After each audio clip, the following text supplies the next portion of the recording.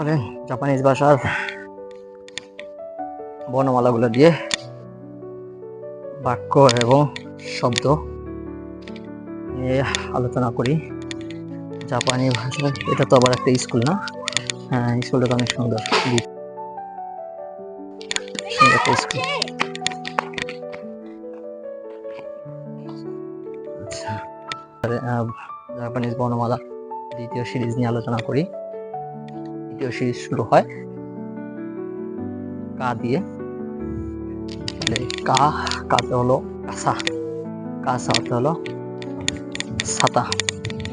তাহলে কাসা তো ছাতা, ছাতা দিয়ে যদি একটা বাক্য বলেন তাহলে বলা যায় যে যেমন ছাতা খুলো, বা যদি বলেন যে বৃষ্টি আসতেছে ছাতা খুলো, তাহলে কাসা ও শাসিমাস। এরপরে আসেন কি বর্ণ দিয়া। কি দিয়ে যদি বলেন কি কিয়ত গাছ, তাহলে করেওয়া কি দিয়েছে, এটা হলো গাছ। তারপরে কু দিয়ে আসেন। কুতে যদি বলে কুচি, কুচি অর্থ হলো কি মুখ, তাহলে মুখ দিয়ে খাও। কুচি দে তাবে মাছ, মুখ দিয়ে খাও। এরপরে কে দিয়ে যদি বলেন কেসা, কেসা অর্থ হলো সকাল, কেসা অর্থ সকাল।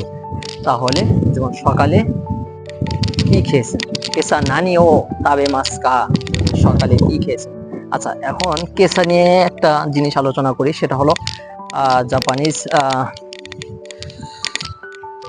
N5 পরীক্ষার ক্ষেত্রে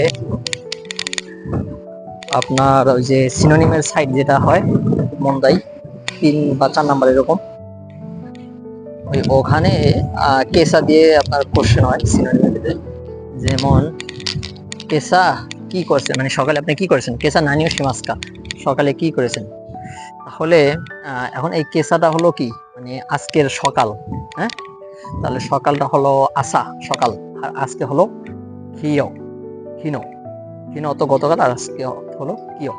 তাহলে খিও নো আসা, মানে আজকের সকাল। তাহলে আজকের সকালটাকে কি বলা হবে, কেসা, কিও নো আসা। এরপর আসেন ও নিয়ে। ও ও তো অনেকগুলাই হয়, তারপর একটা ছোট ওতে হলো কোকো, কোকো মানে হলো এখানে। তাহলে যেমন এখানে গাড়ি আছে, কোকো নি কুরুমা গা আরিমাস, এখানে গাড়ি আছে।